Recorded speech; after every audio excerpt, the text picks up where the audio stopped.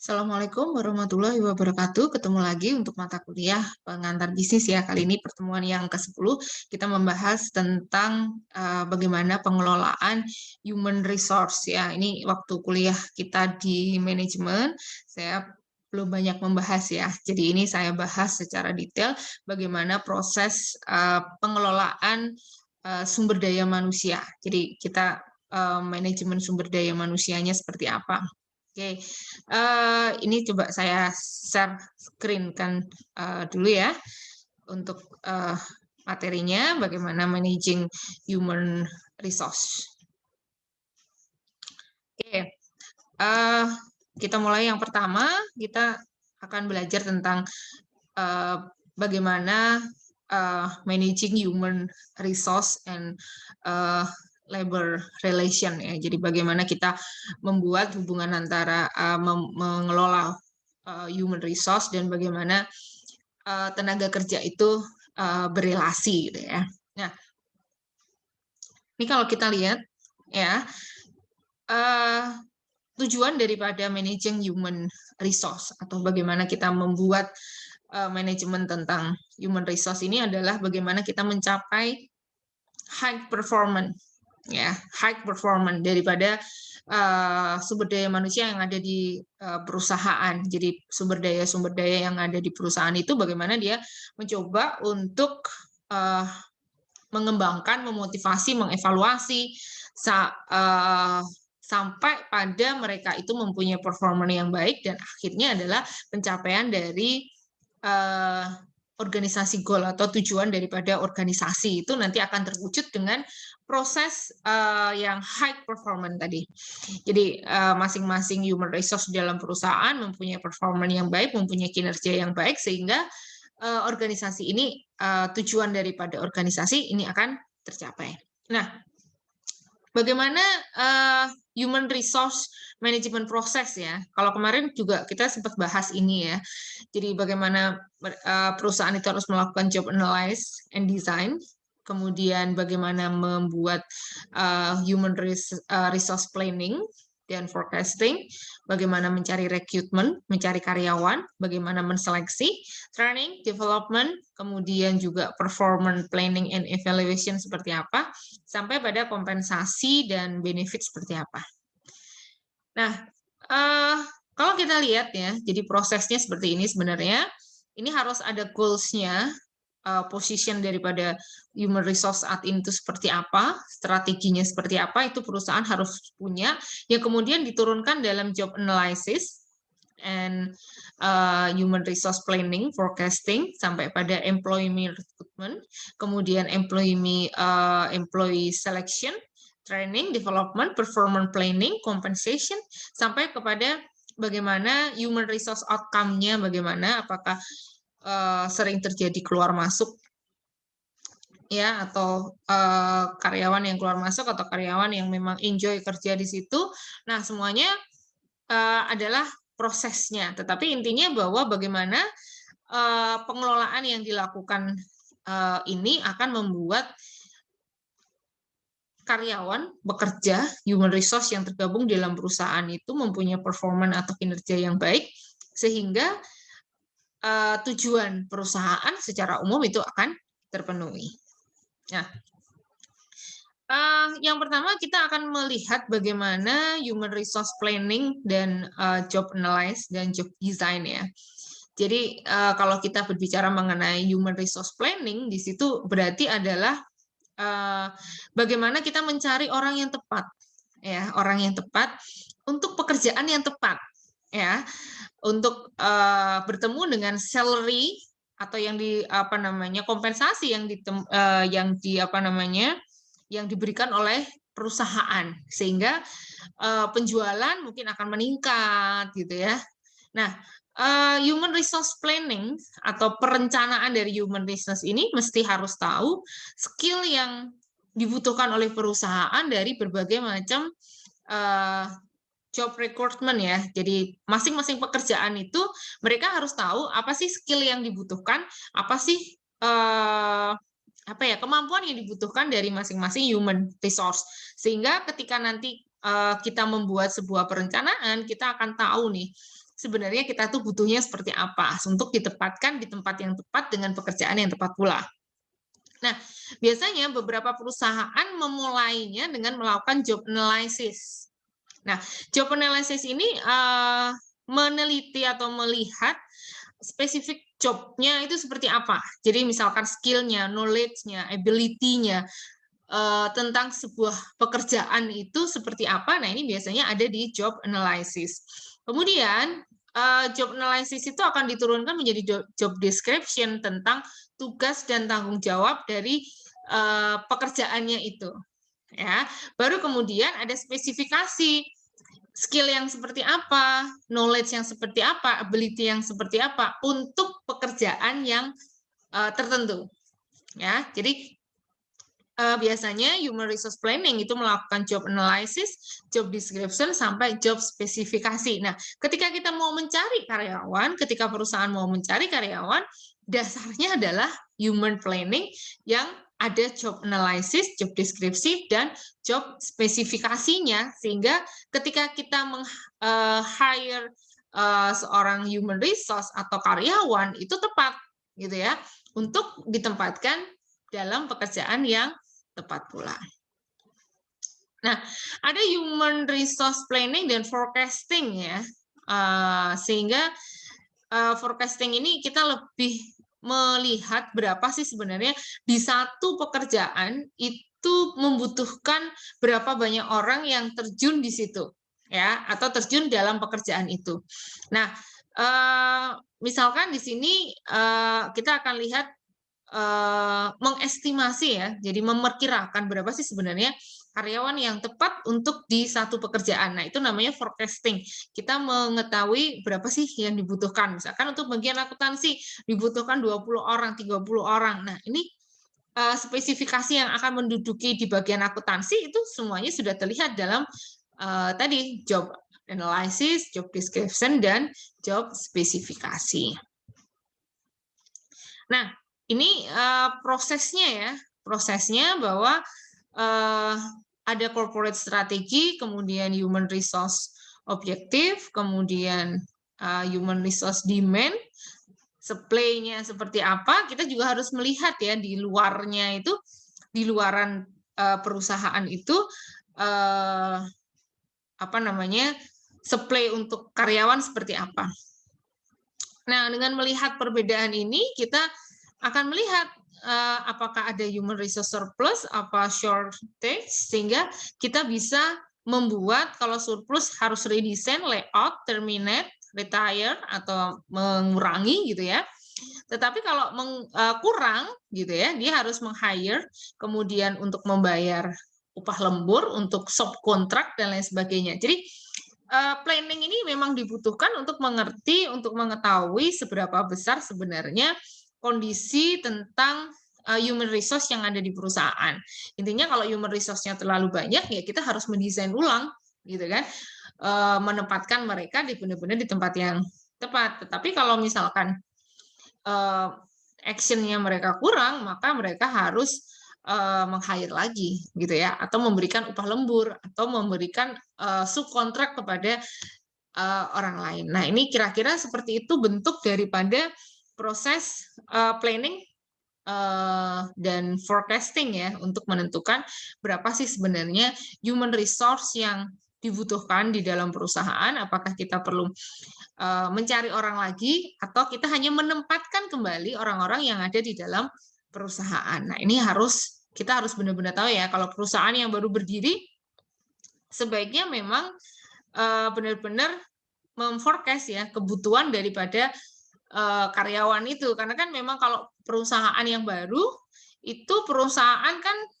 income-nya juga belum, cash flow-nya juga belum stabil, dan lain sebagainya. Sehingga kalau dibebankan karyawan yang terlalu banyak, itu juga menjadi permasalahan. Nah, nanti kalau Anda ingin membangun perusahaan, ini memang di posisi inilah krusialnya kita mengetahui berapa human resource yang dibutuhkan oleh perusahaan supaya pas, nggak kurang tapi juga nggak lebih gitu ya.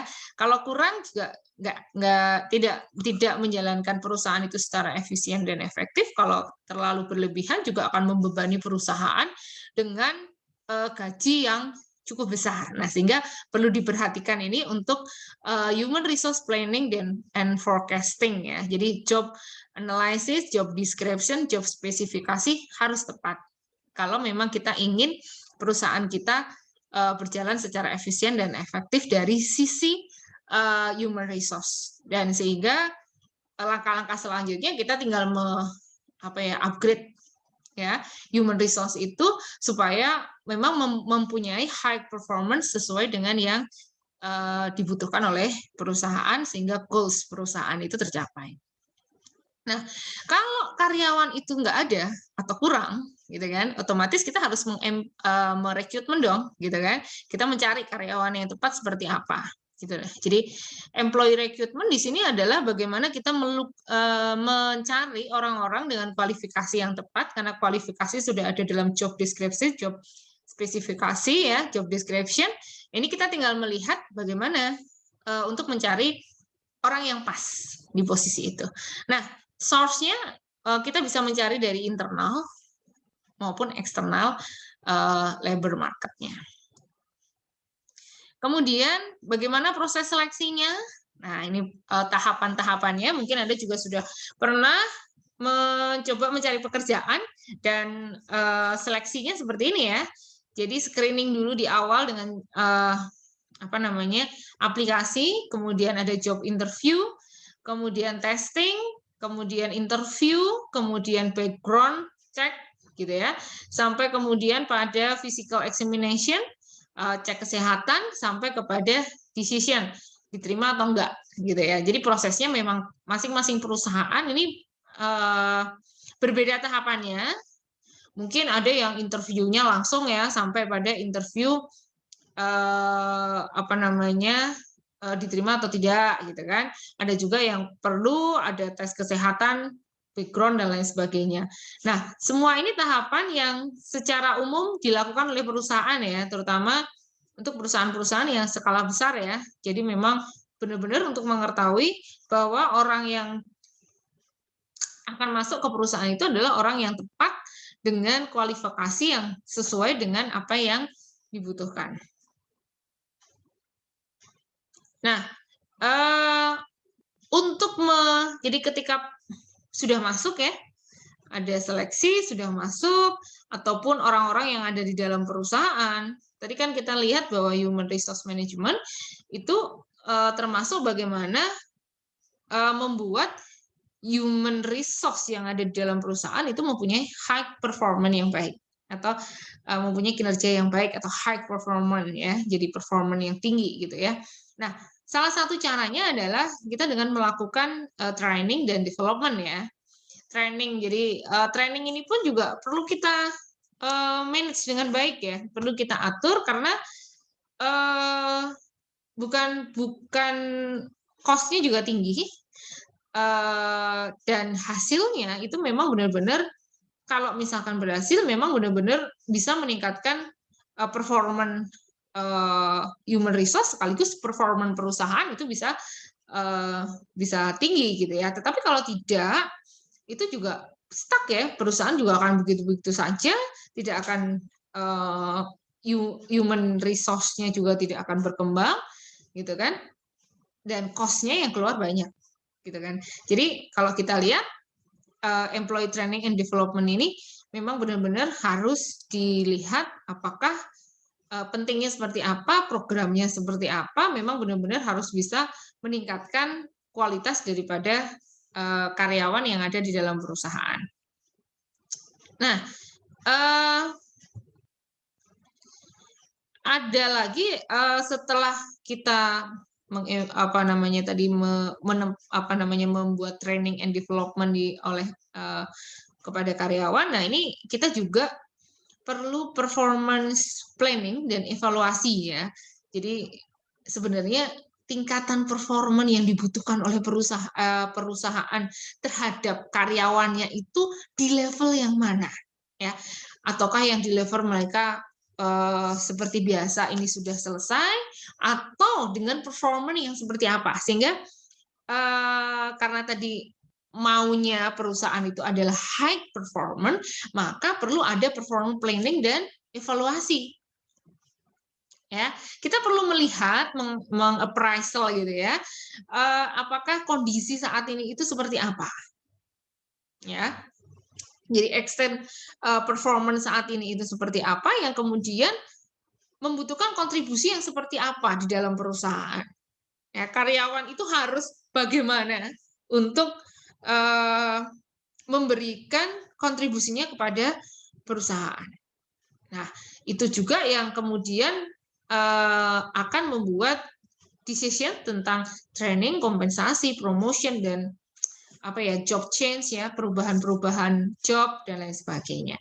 Nah, performance planning and setting standar juga expectation itu akan mempengaruhi pekerjaan-pekerjaan yang diberikan kepada karyawan. Jadi bagaimana employee job test behavior-nya itu ada. Jadi mereka melakukan pekerjaan itu seperti apa, perilaku mereka dalam bekerja itu seperti apa. Kemudian perlu dievaluasi. Nah, evaluasi di sini harus ada standarnya. Jadi jangan like and dislike ya. Wah, saya suka nih orang ini. Wah, orang ini cantik nih, orang ini ganteng. Ini tak kasih evaluasi yang bagus. Enggak seperti itu. Jadi sebelum kita melakukan proses evaluasi, kita harus tahu standarnya seperti apa. Makanya di awal di situ ada performance planning, itu adalah menentukan standar dan ekspektasi yang kita harapkan dari seorang karyawan. Baru kemudian nanti ada reward, ada job change dan lain sebagainya. Nah, ini merupakan performance feedback ya yang diberikan kepada karyawan. Nah, ada juga tadi salah satu feedback ya setelah kita evaluasi begitu ya, setelah performance appraisal, kita akan mengetahui bagaimana karyawan ini bekerja gitu ya. Makanya ada unemployment pay. Jadi bagaimana yang dibayarkan itu kompensasi dan benefitnya seperti apa ya. Jadi employment pay itu ada pembayaran secara terstruktur, kemudian ada internal influence, jadi ada pengaruh-pengaruh internal. Kemudian ada pay level and external employment. Jadi gini, ketika kita menentukan gaji seseorang gitu ya, kita juga harus melihat struktur yang ada di dalam perusahaan. Misalkan struktur organisasi yang paling bawah nilainya 1 juta, yang ke atasnya, ini ada gradingnya. Nah, ini juga kita harus melihat dari internalnya, kita punya uang apa enggak untuk menggaji mereka begitu ya. Kalau kita nggak punya uang untuk menggaji mereka ya susah. Tapi kalau kita punya uang untuk menggaji mereka, maka akan ada yang paling bagus adalah struktur gaji itu jelas gitu ya. Kemudian ada level-levelnya. Oh, si A dapat 1 juta, si B dapat 2 juta, si C dapat 3 juta. Itu juga kita harus melihat eksternal ya. Di luar itu seperti apa. Karena kalau kita memberikan kompensasi atau gaji terlalu rendah ya kadang-kadang kita akan kehilangan orang-orang yang berpotensi baik pindah ke luar. Nah, ini menjadi permasalahan juga. Nah, ada beberapa tipe dari kompensasi ya. Ada direct pay kayak salary, gaji, upah yang diterima oleh karyawan gitu ya. Ada indirect pay atau yang tidak langsung gitu ya. Nah, ini kayak misalkan benefit, service gitu ya. Nah, itu. Nah, kemudian tadi prosesnya sudah selesai ya. Jadi sampai kepada pemberian gaji dan tunjangan. Nah, sekarang kita melihat sisi lain dari karyawan ya. Karyawan itu karena human, manusia, mereka akan berinteraksi juga di dalam bisnisnya ya, interaksi di dalam karyawan itu. Nah, di situ ada yang namanya labor union. Jadi kalau di Indonesia mungkin serikat buruh gitu ya. Jadi mereka mempunyai serikat buruh yang kemudian mereka memperjuangkan hak-haknya dari pekerja. Jadi misalkan upah, gaji, jam kerja, working condition, kondisi kerja, dan lain sebagainya, itu memang benar-benar mereka tuntut dari perusahaan. Jadi perusahaan juga nggak semena-mena ya untuk melakukan sesuatu terhadap karyawannya. Nah, Sehingga nanti akan ada bagaimana managing grievance dan konflik. Jadi buruh itu kadang-kadang suka ngeluh gitu ya. Kadang-kadang ya seringnya, atau Anda sebagai karyawan juga sering ngeluh. Misalkan, oh ini nggak enak, dan ini nggak enak, dan lain sebagainya. Nah, ini perlu ditangani dengan baik, sehingga ada manajemen terhadap keluhan gitu ya. Grievance seperti apa. Jangan sampai kemudian keluhan itu membesar dan akhirnya serikat pekerjanya itu yang menuntut gitu ya. Jadi oleh karena itu perusahaan harus segera untuk keluhan-keluhan dari karyawan itu segera diselesaikan. Nah, ada juga konflik ya, namanya juga orang banyak ya. Kadang-kadang ada konflik antar karyawan dengan atasan, atau karyawan dengan bawahan, atau karyawan dengan manajemen. Konflik itu ada, dan ada juga manajemen konflik. Artinya konflik itu tidak bisa dibuat besar. Jangan sampai dibuat besar ya. Karena kalau dibuat menjadi besar, ini akan menjadi masalah juga untuk perusahaan gitu ya. Demo-demo dan lain sebagainya itu karyawan demo, karyawan mogok dan lain sebagainya, itu kondisi-kondisi yang sebenarnya hasil daripada grievance, keluhan-keluhan yang kemudian timbul menjadi konflik, dan kemudian dari konflik itu kemudian membesar menjadi ketidakpuasan massal semuanya, dan itu berakhir dengan demo dan lain sebagainya. Maka perusahaan harus benar-benar bagaimana managing dari keluhan dan konflik yang terjadi, sehingga performa perusahaan itu tidak terganggu oleh adanya keluhan-keluhan dan konflik yang terjadi di antara pekerjanya. Nah, ini penting juga di sini. Nah, perusahaan juga punya legal environment of human resource and labor relation. Jadi hukum kita bicara legal, berarti kita bicara hukum. Hukum di sini di setiap negara mungkin adalah untuk menjamin bahwa ada hukum undang-undang gitu ya, yang menjamin bahwa employee-nya itu dipekerjakan secara fairly, tidak ada diskriminasi dalam proses hiring, training, job placement, semuanya dilakukan secara fairly. Nah, sehingga kalau ada yang tidak fair, itu bisa digugat secara hukum. Jadi hukum di sini adalah melindungi human resource supaya tidak ada tindakan-tindakan yang unfair, ya, tidak fair terhadap proses bagaimana employment itu ada.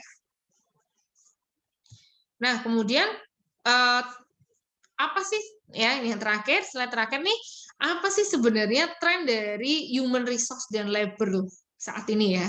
Yang pertama adalah employee diversity dan competitive advantage. Sekarang itu kita ada di employee diversity. Banyak sekali orang asing yang datang ke Indonesia untuk menempati posisi-posisi tertentu. Kalau kita lihat dari posisi yang paling bawah sampai posisi yang paling atas, mereka datang. Nah, salahkah mereka datang? Pertanyaannya kadang-kadang seperti itu ya. Wah, kok itu ada employee dari luar negeri datang gitu. Salah nggak? Sebenarnya nggak salah, karena memang biasanya kita kan Indonesia ini lagi open untuk investasi ya, asing gitu ya. Nah, biasanya mereka mau investasi di suatu negara, mereka juga ingin menempatkan warga negaranya di situ kan gitu kan. Nah, tentunya pemerintah sini juga punya bargaining ya. Kamu bisa menempatkan karyawan kamu di sini. Orang Indonesia juga harus menempati posisi di situ kan gitu. Nah, kondisi yang seperti ini menimbulkan employee diversity ya. Jadi kita akan kerja dengan orang-orang yang mempunyai etos kerja yang berbeda ya, etos kerja yang berbeda. Mungkin orang Indonesia seperti ini, orang dari Malaysia seperti apa, orang Pakistan, India, orang Cina, beda lagi. Nah, perbedaan-perbedaan itulah yang menimbulkan employee diversity.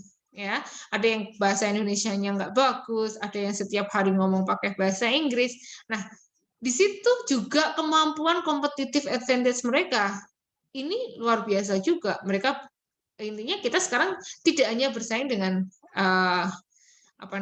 human resource yang dari Indonesia, tapi juga asing.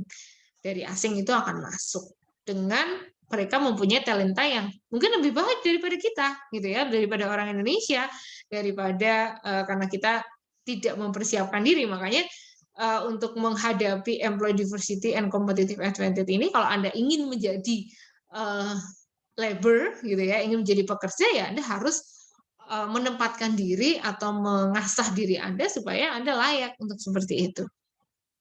Nah, kemudian ada outsourcing human resource. Nah, ini juga yang kadang-kadang kita sering menjadi perdebatan dengan apa namanya, organisasi buruh ya, adalah bagaimana outsourcing human resource. Jadi sekarang memang banyak perusahaan itu yang outsourcing.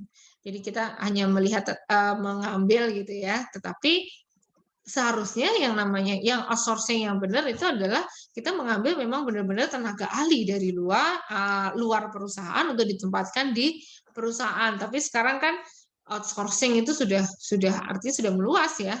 Bahkan pekerjaan yang terbawah pun itu bisa kita outsourcing. Terus teknologi ini juga luar biasa sekali, mengganti human resource yang ada.